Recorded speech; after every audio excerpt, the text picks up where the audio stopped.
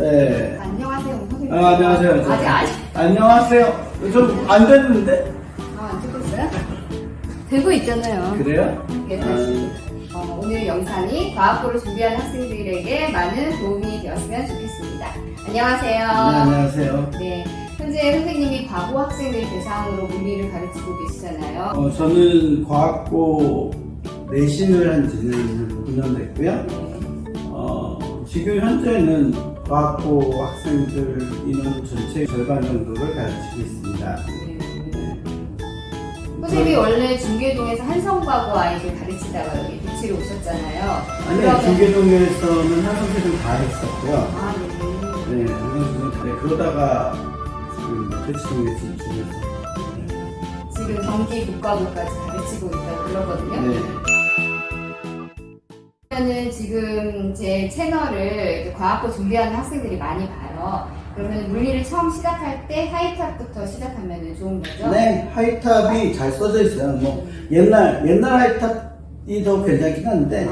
요즘 하이탑은 이제 내용이 많이 빠져 있어요. 그러니까 2015 교육과정을 따르면 굉장히 많은 부분들이 없어졌거든요. 네. 근데 실제로 과학고는 유체를 배우고 나중에 4학년 때 AP 하면 물리학 일반 물리 전체를 다 배우게 되는데 네. 그렇게 뜨문뜨문 배워서는 조금 어려워요. 하지만 초기에 시작할 때 물리 전체적으로 어떤 비율을 가지는 데는 하이탑 정도는 충분합니다. 하이탑으로 공부한 친구들은 과학고 소진 면접 문제도 거뜬히 풀 수 있는 거죠. 이 과학고 소진 면접 문제가 네. 저는 일단은 그 한성세종 기준으로 얘기할게요. 네. 작년에 뭐가 나왔냐면 낯선 행성에 갔어요. 아. 그런 행성에 1kg짜리 질량을 가진 추를 가지고 갔어요. 네. 그래서 그 추랑 스프링이랑 속도 측정기, 위치 측정기, 그 다음에 지뢰 이런 것만 가지고 그 행성에 있는 특정 돌멩이의 무게 알아봐라는 질문이에요. 그런 걸 이용해서. 네. 그런데 이런 문제들을 알려면 물리 전반적인 내용들, 역학에서 전반적인 내용들을 알아서 뭐 반진동이나 또는 여기 중력가속도 측정한다거나 사실은 이건 중학생의 내용으로 물어본 거지만 대답할 때는 중학생을 훨씬 넘어서는 내용으로 대답할 수 그래요? 있어요. 중학교 때 배운 개념만 가지고는 그 문제 풀 수 아니요, 없어요? 대답할 수 있어요. 네. 네, 대답할 수 있는데 그것보다 더 높은 개념으로 대답을 할 수 있으니까 그런 걸로 이제 학교에서는 채점을 하게 되는 거죠. 그렇군요. 소진 면접에 물리가 많이 나오나요? 아니요, 그렇지 않아요. 지금 전체로 보면 수학이 한 50% 정도 되고요. 인성 문제도 있어요. 네. 네, 인성, 뭐 수행해서 이제 어딘가에 가서 사진 찍어서 보내라고 했는데 인터넷에서 검색해서 찍어서 보냈다. 네. 이것에 대해서 어떻게 생각하느냐. 직접 자기가 가서 찍어서 수행을 해야 되는데 도덕성의 문제인 거죠. 네. 모두 다 구술 면접이니까 이런 것들을 말도 다 해야 되겠죠. 네. 여기에서 문제점은 수학이 좀 어렵게 나온다는 거고요. 생각보다 난이도가 2018년부터 시작해서 2020년으로서 점점 난이도가 조금씩 높아져요.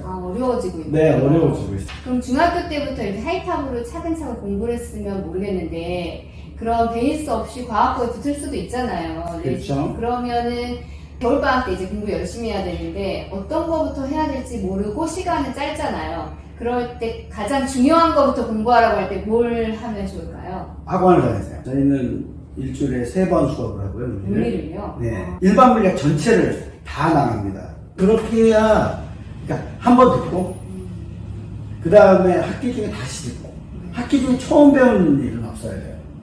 학기 중에 처음 배우면 너무 바쁘거든요. 수행도 많고. 그렇죠. 이런 코로나 때문에 수행이 좀 줄긴 했는데, 수행도, 실제로는 수행도 엄청 많고, 공부할 시간이 없어요.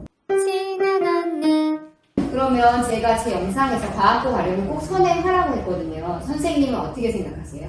아이들에 따라 달라요. 아이들이 기본적으로 어릴 때부터 풍부한 경험이랑 그 다음에 과제 집착력을 가지고 있고 그 다음에 겨울방학 때 학원에서 일반 물리를 완전 완벽하게 배울 수 있다면 그러면은 되는 경우도 있어요.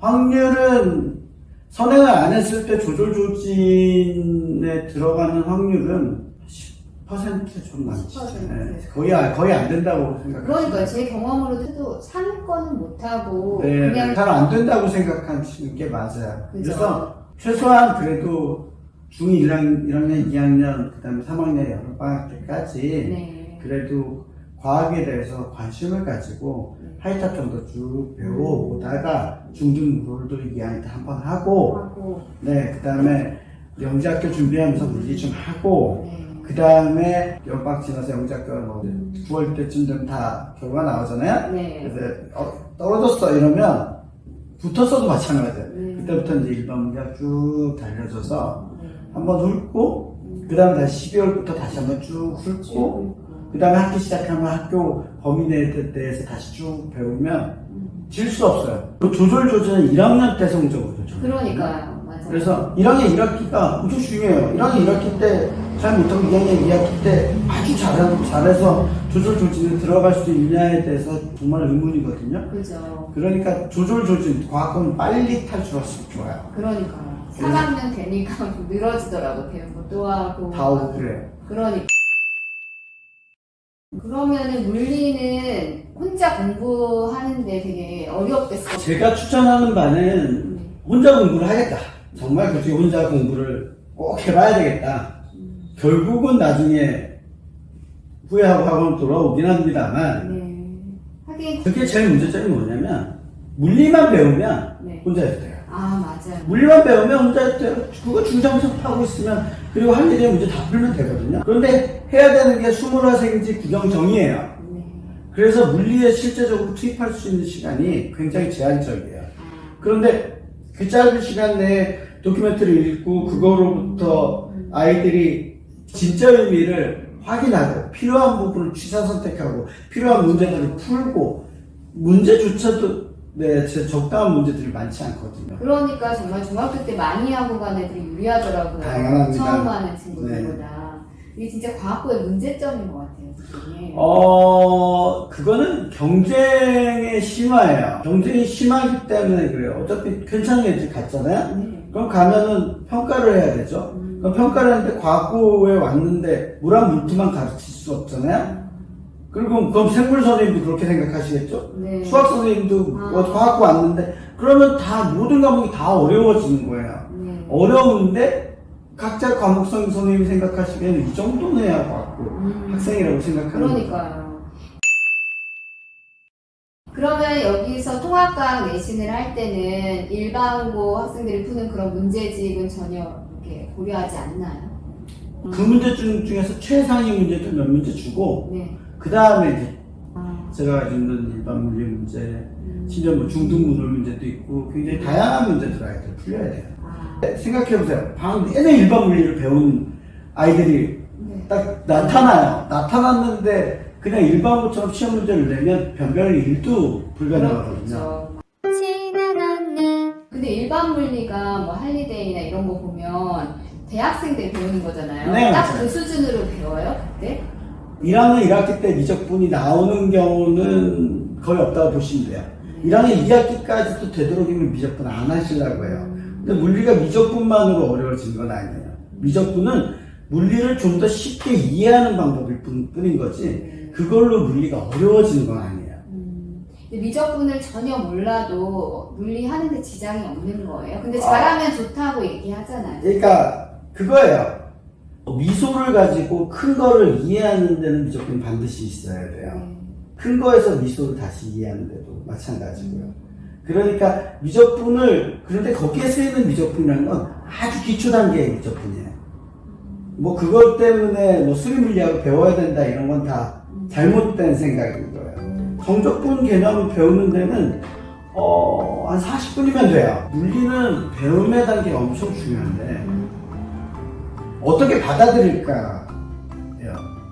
문제를 어떻게 받아들일까, 현상을 어떻게 받아들일까에 대한 얘기예요. 그러니까 경사면에 물체가 있어요. 그걸 물체를 보고 아이들은 힘을 표시해요. 그런데 그걸 자기가 느끼는 힘이 아니라 배운 힘을 표시하는 거예요. 그러면 조금만 응용이 돼도 그 문제 풀 수가 없어요.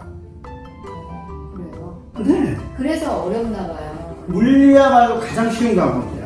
물리는 정의와 법칙의 학문이거든요. 근데 법칙이 몇 개 되지도 않아요. 그 다음에 예외가 없어요.